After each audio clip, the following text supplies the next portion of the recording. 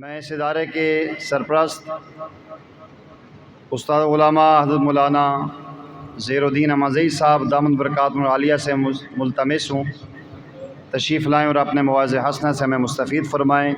تشریف لاتے ہیں شیخ الحدیث حضرت مولانا ظہیر الدین احمدزئی صاحب۔ نحمده ونصلي ونسلم على رسوله الكريم اما بعد اعوذ باللہ من الشیطان الرجیم بسم اللہ الرحمن الرحیم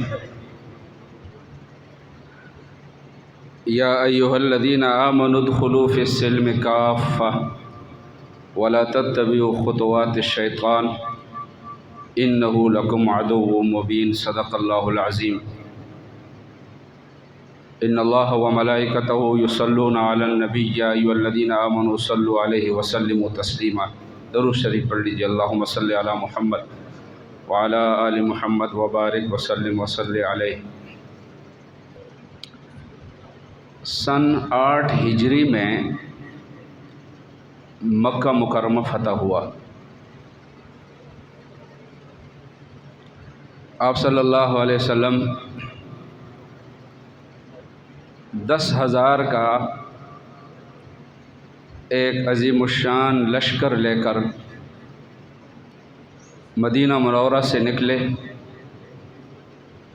اور فاتحانہ انداز سے مکہ مکرمہ میں داخل ہوئے۔ آپ حضرات کی توجہ چاہتا ہوں، آج کے اس اجتماع کی مناسبت سے عظمت قرآن، صداقت قرآن، حفاظت قرآن، ان موضوعات سے متعلق ہمارے مخدوم محترم حضرت مولانا قاضی عبدالرشید صاحب کا بہت ہی پیارا، دل نشین اور خوبصورت بیان ہوگا۔ میں صرف آپ حضرات کے سامنے سیرت النبی صلی اللہ علیہ وسلم کا ایک صفحہ پڑھ کر سنانا چاہتا ہوں۔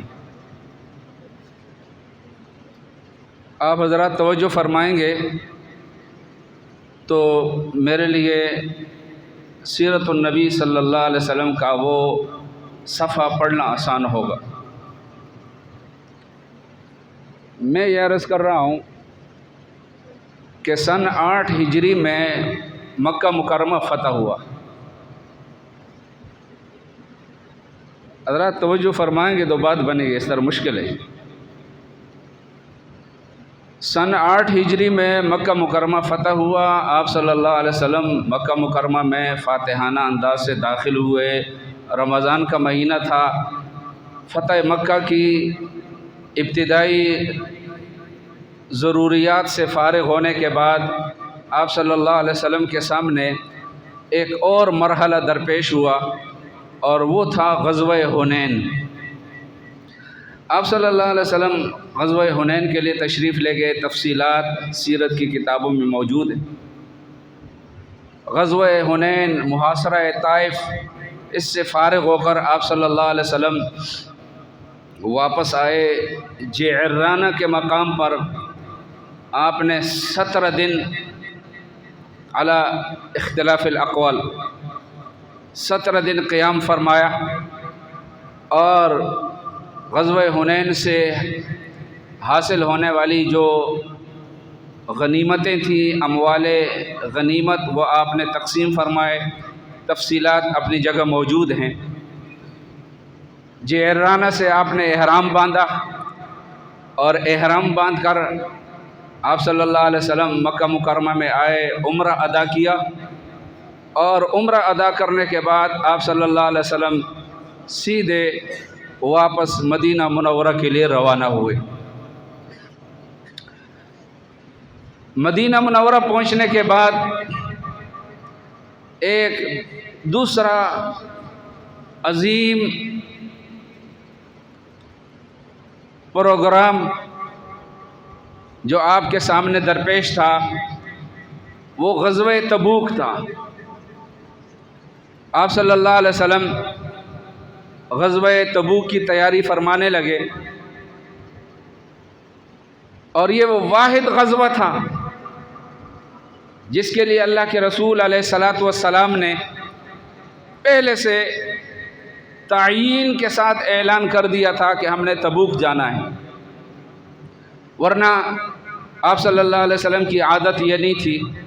آپ صلی اللہ علیہ وسلم اکثر اپنے جنگی اسفار کو مخفی رکھا کرتے تھے، پوشیدہ رکھا کرتے تھے جنگی حکمت عملی کے تحت، لیکن یہ واحد سفر تھا کہ جس میں آپ صلی اللہ علیہ وسلم نے پہلے سے اعلان کر دیا کہ ہم نے تبوک جانا ہے۔ چنانچہ آپ صلی اللہ علیہ وسلم غزوہ تبوک کے لیے روانہ ہوئے، اور جب وہاں سے آپ صلی اللہ علیہ وسلم واپس آ رہے تھے تو راستے میں آپ صلی اللہ علیہ وسلم کو اطلاع ملی کہ وہ جن کے ساتھ غزوہ حنین ہوئی تھی، حوازن اور ثقیف، تو ان دو مشہور قبیلوں میں سے ایک قبیلہ جو ثقیف تھا، وہ قبیلہ ثقیف، اس کا ایک موقر وفد آپ سے ملاقات کرنے کے لیے آ رہا ہے۔ یہاں تک بات ذہن میں آ گئی۔ یہ خبر سب سے پہلے حضرت مغیرہ ابن شعبہ رضی اللہ تعالیٰ عنہ کو ملی۔ وہ دوڑتے اور بھاگتے ہوئے آپ صلی اللہ علیہ وسلم کی طرف جانے لگے کہ میں آپ صلی اللہ علیہ وسلم کو یہ اطلاع اور خبر دوں کہ ثقیف کا وفد آپ سے ملاقات کے لیے، مذاکرات کے لیے آ رہا ہے۔ حضرت ابوبکر صدیق رضی اللہ تعالیٰ عنہ سے راستے میں ملاقات ہوئی۔ ابوبکر صدیق نے پوچھا، مغیرہ کہاں دوڑتے ہوئے جا رہے ہو، بھاگتے ہوئے جا رہے ہو؟ کہنے لگے ثقیف کا وفد آ رہا ہے اللہ کے رسول علیہ السلام سے بات چیت کرنے کے لیے، میں خوشخبری سنانے کے لیے آپ صلی اللہ علیہ وسلم کی خدمت میں جانا چاہتا ہوں۔ حضرت ابوبکر صدیق رضی اللہ تعالیٰ عنہ نے حضرت مغیرہ سے اصرار کے ساتھ یہ درخواست کی کہ یہ خبر اور یہ خوشخبری آپ مجھے سنانے دیں تاکہ میں جا کر اللہ کے رسول علیہ السلام کو بتلاؤں۔ چنانچہ حضرت مغیرہ ابن شعبہ رضی اللہ تعالیٰ عنہ نے یہ ایثار اور قربانی کی، اور یہ بشارت اور خوشخبری حضرت ابوبکر صدیق رضی اللہ تعالیٰ عنہ کے حوالے کر دی، اور ابوبکر صدیق رضی اللہ تعالیٰ عنہ نے آپ صلی اللہ علیہ وسلم کو جا کر یہ خوشخبری سنائی کہ ثقیف کا وفد آپ صلی اللہ علیہ وسلم آپ سے ملاقات کے لیے آ رہا ہے۔ میں ان نوجوانوں سے عرض کرنا چاہ رہا ہوں، خدا کے لیے ذرا توجہ فرمائیں اور کچھ وقت نکالیں سیرت مبارکہ کے مطالعے کے لیے۔ آج ہمارے نوجوان کے پاس ہر چیز کے لیے وقت ہے، لیکن اگر وقت نہیں ہے تو دو چیزوں کے لیے نہیں ہے، ایک قرآن کریم کی تلاوت کے لیے نہیں ہے، اور ایک رسول اللہ صلی اللہ علیہ وسلم کی مبارک سیرت کے مطالعے کے لیے نہیں ہے۔ میں درخواست کروں گا آپ حضرات کی خدمت میں انتہائی ادب اور احترام کے ساتھ، آپ چھوڑ دیجئے اس اسکرین کو۔ اس اسکرین نے ہمارے ایمان کو متزلزل کر دیا ہے، کمزور کر دیا ہے۔ ہم نے اس چلتی پھرتی ہوئی تصویروں کے دیکھنے پر اکتفا کر کے اپنا بہت بڑا نقصان کیا ہے۔ میں درخواست کر رہا ہوں بار دیگر اپنے پڑھے لکھے نوجوانوں سے، خدا کے لیے پابندی کے ساتھ قرآن کی تلاوت شروع کیجئے۔ اللہ کے رسول علیہ السلام نے بشارت اور خوشخبری سنائی ہے کہ انسانی قلوب کو زنگ لگ جاتا ہے، انسانی قلوب زنگ آلود ہو جاتے ہیں۔ صحابہ نے پوچھا اللہ کے رسول، دلوں کو چمکانے دمکانے کا اور دلوں کے اوپر چڑھے ہوئے اس زنگ کو دور کرنے کا کیا طریقہ اور سلیقہ ہے؟ اللہ کے رسول صلی اللہ علیہ وسلم نے دو طریقے بتلائے، ان میں سے ایک قرآن کریم کی بکثرت تلاوت ہے۔ میرے محترم دوست، آپ قرآن کی تلاوت کیجئے اور ڈوب کر کیجئے، اللہ کا کلام سمجھ کر کیجئے، دل انشاءاللہ منور ہوگا، مصفہ ہوگا، مجلہ ہوگا اور گناہوں کی آلودگیوں سے پاک اور صاف ہوگا۔ تو میں عرض کرنا چاہ رہا ہوں کہ ایک قرآن کریم کی تلاوت کا اہتمام شروع فرمائیں، اور دوسری بات حضور پاک مبارک صلی اللہ علیہ وسلم کی پیاری اور مبارک سیرت کا مطالعہ شروع فرمائیں۔ یہ میری درخواست ہے۔ یہ مشورہ ہے، آپ حضرات اس پر عمل شروع فرمائیں۔ میں یہ بات عرض کرنا چاہ رہا ہوں آپ حضرات کی خدمت میں کہ ثقیف کا وفد جب مدینہ منورہ پہنچا، اور میں ابھی عرض کر چکا ہوں کہ یہ ثقیف وہ قبیلہ ہے جن کے ساتھ غزوہ حنین میں اللہ کے رسول صلی اللہ علیہ وسلم نے جنگ کی، اور یہ بہت ہی زیادہ مضبوط اور بہت ہی زیادہ بہادر اور جنگجو قبیلہ تھا، تیر انداز تھے یہ لوگ۔ اور جب محاصرہ طائف سے آپ صلی اللہ علیہ وسلم واپس آ رہے تھے، طائف کا محاصرہ آپ نے کیا، لیکن محاصرہ تکمیل تک نہ پہنچا تھا، اور آپ صلی اللہ علیہ وسلم ویسے ہی آئے۔ کسی نے کہا کہ آپ ان کے لیے بددعا کیجئے، لیکن آپ صلی اللہ علیہ وسلم نے فرمایا اللہم اہد ثقیفا، اے اللہ ثقیف کو ہدایت دے اور ان کو مسلمان بنا کر میرے پاس لے آ۔ یہ اللہ کے رسول صلی اللہ علیہ وسلم کی وہ دعا پوری ہو رہی تھی۔ یہ ثقیف کا وفد جب مدینہ منورہ پہنچا، اور ادھر سے غزوہ تبوک کے سفر سے آپ صلی اللہ علیہ وسلم واپس پہنچے، توجہ چاہتا ہوں، آپ صلی اللہ علیہ وسلم نے حکم دیا کہ اس وفد کے لیے مسجد نبوی کے اندر ایک جگہ متعین کی جائے، ان کو ٹھہرایا جائے۔ یہ اللہ کے رسول صلی اللہ علیہ وسلم کی مبارک عادت تھی کہ جب بھی کوئی وفد آپ سے ملاقات کے لیے آتا اور مدینہ منورہ کے بلدیاتی حدود میں داخل ہو جاتا، آپ صلی اللہ علیہ وسلم باوجود اس کے کہ وہ وفد غیر مسلم ہوتا، لیکن آپ صلی اللہ علیہ وسلم ان کا خیال رکھتے، ان کا اکرام کرتے، کیونکہ مدینہ منورہ میں پہنچنے والا یہ قابل اکرام اور قابل احترام ہوتا ہے۔ آپ صلی اللہ علیہ وسلم نے مسجد نبی میں ان کے لیے جگہ بنائی، مذاکرات شروع ہوئے۔ ایک صحابی حضرت خالد ابن سعید ابن عاص رضی اللہ تعالیٰ عنہ کو درمیان میں مقرر کیا گیا گفتگو کے لیے کہ آپ صلی اللہ علیہ وسلم کی بات ان تک پہنچائیں اور ان کی بات آپ صلی اللہ علیہ وسلم تک پہنچائیں، اور ان کی ڈیوٹی یہ بھی لگی تھی کہ یہ کھانا ان کے لیے جا کر ان کے سامنے رکھیں۔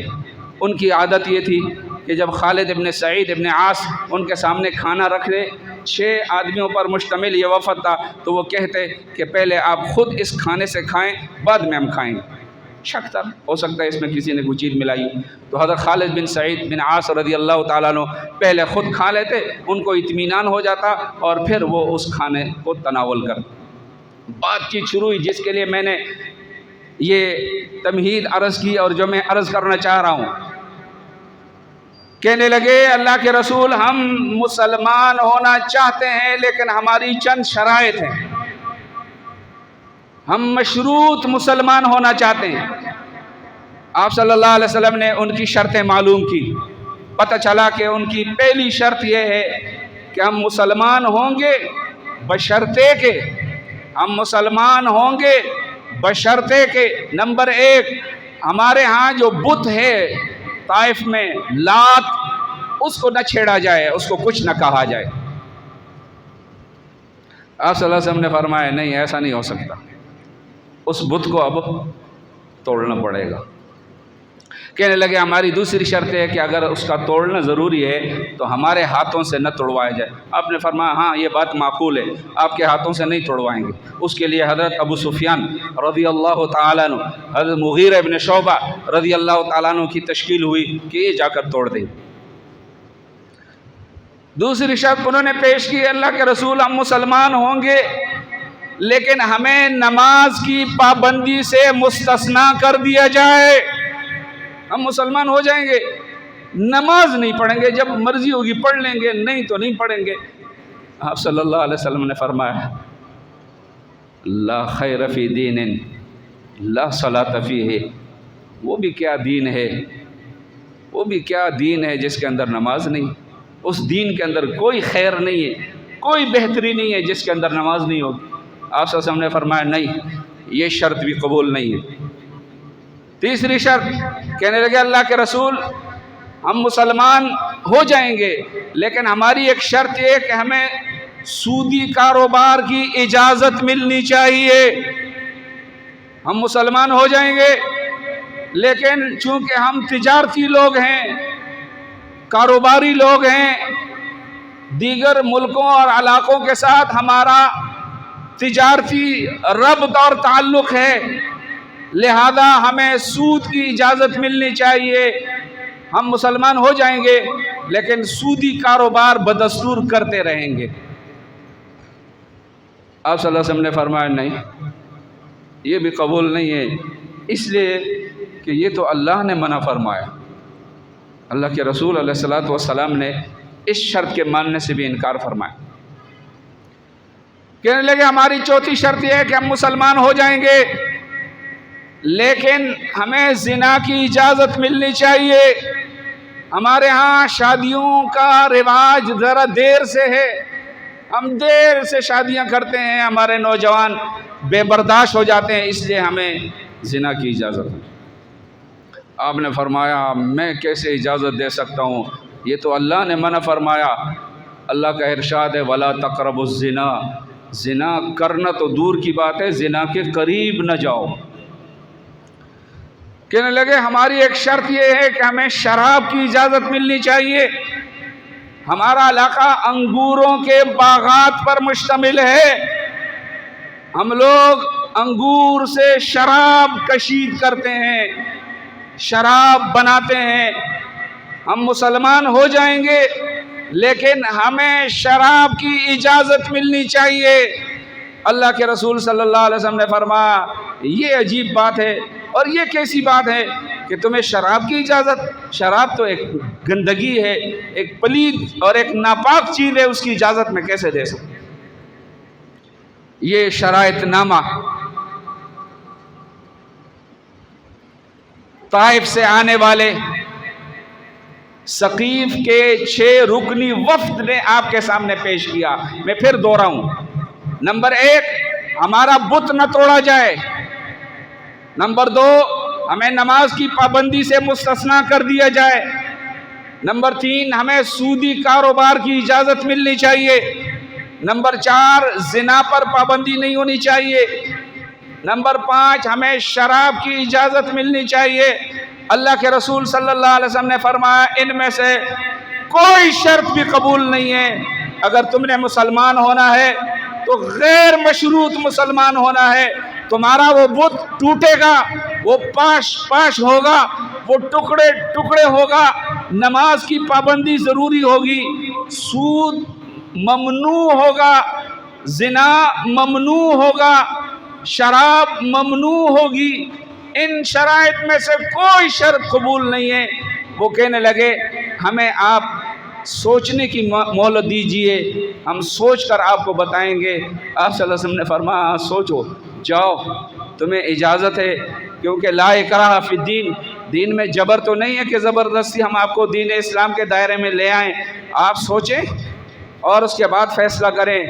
ایک رات گزر گئی درمیان میں اور اگلے دن آ کر ثقیف کے اس وفد نے مسجد نبوی میں کھڑے ہو کر اعلان کر دیا اللہ کے رسول ہم غیر مشروط طور پر مسلمان ہو رہے ہیں۔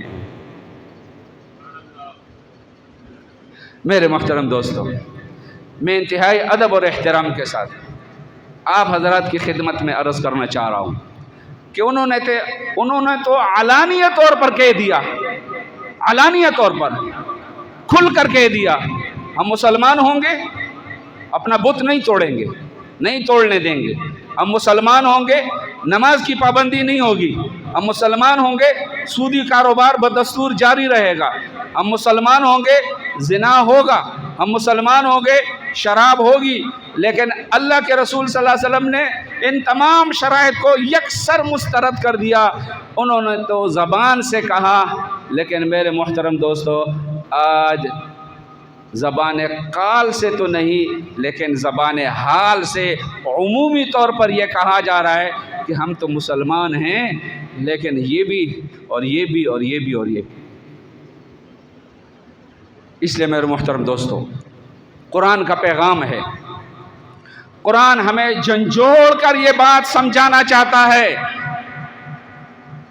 یا ایھا الذین آمنو، ایمان والو، اگر ایمان ہے تو نہیں تو پھر اگلی بات کی کوئی ضرورت نہیں ہے، اگر ایمان ہے تو پھر ادخلوا فی السلم کافہ، پھر تمہیں اسلام کے اندر داخل ہونا پڑے گا پورے کے پورے، کافتن من اولی الی آخری، اول تا آخر، یہ نہیں کہ کچھ اسلام اور کچھ غیر اسلام، کچھ قرآن اور کچھ غیر قرآن، کچھ سنت اور کچھ غیر سنت، یہ جو مکس اور رلی ملی یہ جو زندگی ہے، قرآن کریم اس کی نفی کرنا چاہتا ہے، اور قرآن کریم ہمیں یہ بتلانا چاہتا ہے ادخلوا فی السلم کافہ، پورے کے پورے داخل ہو جاؤ۔ میرے محترم دوستو، اسلام کے اندر پورے کے پورے داخل ہونے سے جو سب سے بڑی رکاوٹ ہے وہ ہم شیطان ہے۔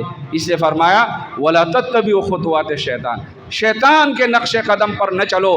شیطان اولاً تمہیں دائرہ اسلام کے اندر نہیں آنے دیتا، اور اگر آ جاؤ تو پھر تمہیں پورا کا پورا مسلمان نہیں رہنے دیتا۔ وَلَا تَتَّبِعُوا خُطُوَاتِ الشَّيْطَانِ، اس لیے کہ إِنَّهُ لَكُمْ عَدُوٌّ مُبِينٌ، وہ تمہارا کھلا اور صریح دشمن ہے۔ میرے محترم دوستو، میں آپ حضرات کی خدمت میں انتہائی ادب اور احترام کے ساتھ اس بابرکت اور مقدس اور قرآن کریم سے نسبت رکھنے والی اس عظیم محفل کے توسط سے، اس اجتماع کے توسط سے یہ بات عرض کرنا چاہ رہا ہوں کہ وقت بہت زیادہ گزر گیا ہے، بہت زیادہ وقت گزر گیا ہے، غفلت اور اعراض اور نفس اور شیطان کی غلامی میں وقت کا، زندگی کا ایک بیشتر حصہ ہم گنوا چکے ہیں، ضائع کر چکے ہیں۔ آئیے آج اس مبارک محفل میں اپنے دل کے ساتھ مشورہ کر کے اور یہ فیصلہ کر لیں کہ آج کے بعد ہم نے پورا کا پورا مسلمان بن کر زندگی گزارنی، پورا کا پورا مسلمان بن کر زندگی گزارنی ہے۔ میرے محترم دوستو، آپ میں سے ہر ایک کو معلوم ہے کہ ہمارے اسلام کے دشمن کون ہیں، ہمارے مسلمان ہونے کے دشمن کون ہیں۔ وہ جاگ رہے ہیں، وہ بیدار ہیں، وہ اپنی محنت اور کوششوں میں لگے ہوئے ہیں، لیکن میرے محترم دوستو ہمیں بیدار ہونا چاہیے۔ ہمارے پاس ایک مکمل نظام موجود ہے، ایک مکمل دستور موجود ہے، علماء اکرام کی ایک بہت بڑی تعداد موجود ہے، مدارس کی ایک بہت بڑی تعداد موجود ہے، اتمام حجت ہو چکا ہے، کسی چیز کی کوئی کمی نہیں ہے، دین سیکھنے کی کوئی کمی نہیں ہے۔ میرے محترم دوستو، پورے کے پورے دین میں داخل ہونے کی بہت زیادہ ضرورت ہے، یہ میری بھی ہے اور آپ کی بھی ہے۔ اگر ہم نے اس کے لیے تیاری کر لی اور اس کے لیے فیصلہ کر لیا تو میرے محترم دوستو پھر تو بات بن گئی، اور اگر خدا نخواستہ اس فیصلے میں مزید دیر ہوتی گئی اور دیر سے دیر ہوتی گئی تو دنیا کی کوئی طاقت ہمیں اس ذلت اور رسوائی سے نہیں بچا سکتی جس ذلت اور رسوائی کی طرف ہم بڑھتے ہوئے جا رہے ہیں۔ اللہ پاک ہمارے حال پر رحم فرمائے۔ میں اس مبارک محفل میں جن طلباء کی حفظ قرآن کی تکمیل کی وجہ سے حاصل ہونے والی سعادت پر دستار بندی ہوگی، اس مدرسے کو، اساتذہ کو، معاونین کو، اہل محلہ کو، ان بچوں کو، ان کے والدین اور تمام رشتہ داروں کو دل کی گہرائیوں سے مبارکباد پیش کرتا ہوں۔ اللہ سبحانہ و تعالیٰ اس گلشن کو آباد رکھے۔ اللہ تبارک و تعالیٰ اس کو اندرونی اور بیرونی ہر قسم کے شر اور فتنے سے اور نظر بد سے محفوظ و مامون فرمائے۔ اللہ سبحانہ و تعالیٰ ہمارے لیے دین پر چلنا آسان فرمائے اور دین کی سمجھ نصیب فرمائے۔ وآخر دعوانا ان الحمد للہ رب العالمین۔